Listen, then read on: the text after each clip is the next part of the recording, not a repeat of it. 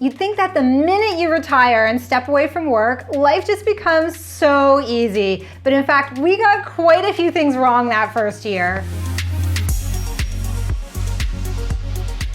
Today we're digging into all those things that we got really, really wrong in our first year of early retirement. These are the things that you might want to avoid when you retire. But we did get a few things right, and we'll be sharing those with you as well. So before we get into it, welcome back. If you are new around here, I'm Stephanie, this is Gillian. We retired early to travel full time. And if you are looking for more freedom and more adventure in your life, you can subscribe for a new video every week.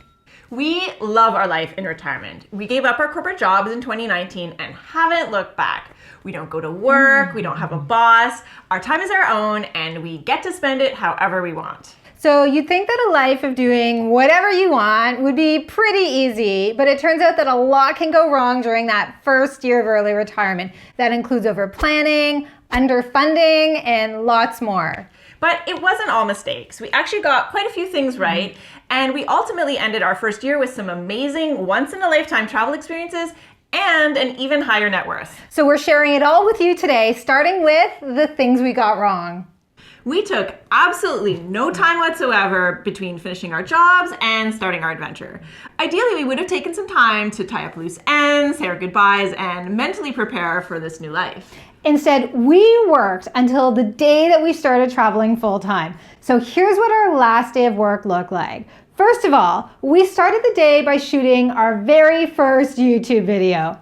I'm retiring. You're retiring. Today. Okay. At the age of 38, I'm retiring. Then Gillian headed off to the office to do a full day of work. Meanwhile, Stephanie was trying to work on packing, but could only get so far because we still hadn't agreed on which items were actually going to come with us. Then Gillian finally finished up work for the day. And that's it. I'm done work. Done working at a desk forever. We spent the entire evening packing and repacking and trying to get those suitcases closed. There might have been a few tears. None of the tears were mine. Anyway, we headed off to the airport for our late night flight from Singapore, where we had been living, all the way to Poland. So it was our first flight with our dogs. It was 12 hours long and nobody was able to sleep. It's not allowed in leg room. We took a 2-hour train to Krakow, finally reached our Airbnb, and basically slept for 2 weeks because we were so exhausted. We've never had a crazier day in our entire lives. Anyway, our first couple months of early retirement after that were just a total blur. We were still in shock from leaving the office. We would have been a lot better off if we had just taken some time to catch our breath and decompress. When it comes time for your retirement, maybe give yourself a break between quitting work and starting a brand new adventure. The next thing we got wrong was overplanning. When we first started thinking about our retirement, we thought we knew everything that we wanted. So we started planning out all the details, and we mean every single detail. So our first year was all about slow travel in Europe. We had a Google map with our entire route plotted out. I'm talking train schedules, ferries, you name it. We even went so far as booking the first 6 months of Airbnbs. After we retired, we found that our ideas and interests evolved as we went along. We realized we wanted some different kinds of experiences than what we'd planned, and it took a lot of work to adjust those 6 months of bookings. A lot of work. So the lesson here is to leave more room for flexibility in that first year of early retirement. Don't lock yourself into a huge, elaborate plan that can't be changed. So for example, maybe don't plan to uproot your whole life and move to Portugal if you've never even been there before. Maybe start with a trip first. Our next mistake in that first year was really under budgeting our emergency fund. So despite all that planning that we did, we never really took the time to think through what an emergency might look like in our new lives. We just earmarked a little amount and left it at that.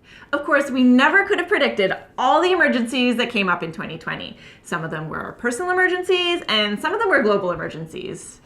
Either way, we were totally unprepared for all the extra spending that we needed to do. So here's a quick list of just some of the emergencies that completely depleted our fund and then some. First, I took a last-minute flight from Turkey to Canada and back again to provide support to a family member. A few months later, we had to fly out of Europe altogether due to the first wave of COVID. Then we ended up paying sky-high Airbnb rates for the 4 months that we stayed in Toronto. We were able to cover the difference by using our personal allowances, but this also meant that we had to give up some spending on other things that we would have liked, like clothing or technology. Our final big mistake in that first year was kicking off our new life without any community. Of course, we had our friends and family in Canada and Singapore, but we were starting a new life. We had retired early. We were nomads. We didn't know anyone else who shared the same lifestyle and interests. It took many, many months in our first year to finally build a network of like-minded people. So that first stretch of early retirement was pretty quiet. So if you are retiring early, don't be like us and wait until after you've retired to make new friends. You might want to get started ahead of time. Fortunately, there's a lot we got right in that first year. First up, we made the decision to live more frugally than what we could afford. So we were leaving behind our great jobs and our great salaries and heading off into the unknown. We wanted to be really, really sure that our financial plan was going to work, not just for that year, but for all the years ahead of us. A lot of people planning for early retirement choose to live on 4% of their net worth each year. Well, we decided to live on less than 3% so that we could feel really confident that our money would last. And despite all the emergencies that we talked about earlier, we finished that first year right on budget. Of course, early retirement isn't just about the money. It's also about how you spend your time. And in our first year, another thing we got right was having a big creative project to work on. Of course, a lot of our time was taken up being travelers, but you can't really be a tourist every day of the week. We needed something more. And that's where our YouTube channel and our blog came in. So these were great projects that really helped us make that transition from full-time work to full-time retirement. They gave us a creative challenge. They forced us to always be learning something new. And to be honest, there were many rainy afternoons when we were in Istanbul or Dubrovnik when we were very happy to have a project to work on. Now, we're not saying that everyone who retires early needs to have a blog or a YouTube channel, of course not, but it is important to have a hobby or a project or a plan for how you're going to be spending your time in that first year. Speaking of having a plan for your time, another thing that we got right was having some structure and routine in our lives. We actually didn't start our early retirement on the same page on this one, so I wanted to get each day started early, just like I had been doing for the past 20 years of work. Meanwhile, Gillian wanted a more relaxed schedule, so she kept trying to institute a no alarm clock policy for the mornings. It's our retirement after all, and I do still think it's fair to take some time to just totally relax and unwind for as long as you want, whether it's a few weeks or a few months. When you start to feel like you're getting lazy, that's when you'll be ready to bring some structure back into your life. And I disagreed because I wanted the structure right away. Anyway, I was eventually ready for more routine, so we came up with a weekly plan where we would have a couple of days each week to be tourists and a few days to work on our projects. And of course, a couple of days for chores and me time as well. Having a bit of a routine means that we don't let all the hours of the day just slip by. Instead, we're making the most of all this freedom that we work so hard to create. And our number one tip for surviving that first year of early retirement, gratitude. Of course, for the first few months, we were just happy to be retired and not have to work anymore.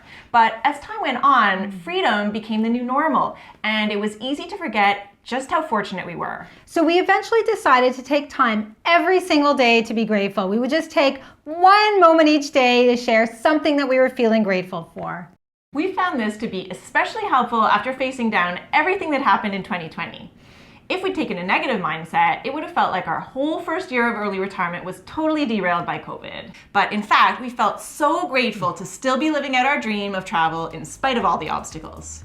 Now, if you like this content and you're looking for more, you can check out our entire series on real life in early retirement by clicking right here.